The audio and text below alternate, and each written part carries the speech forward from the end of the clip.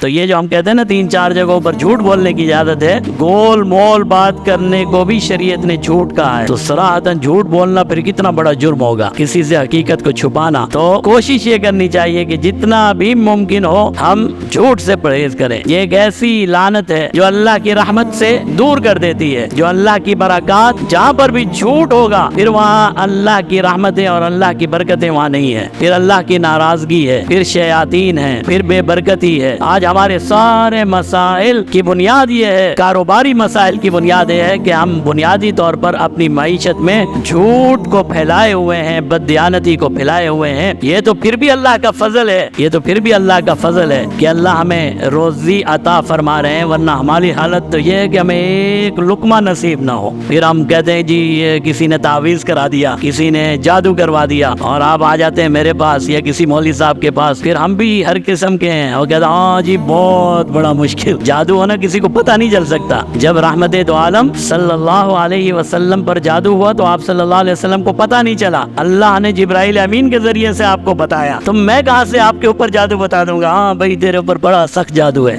ہمارا جادو، ہماری بندش یہ ہے کہ ہم جھوٹ بولتے ہیں، لوگوں کو دھوکہ دیتے ہیں۔ آپ جھوٹ بولنا چھوڑ دیں، لوگوں کو دھوکہ دینا چھوڑ دیں، سارے جادو اور ساری بندشیں ختم ہو جائیں گی۔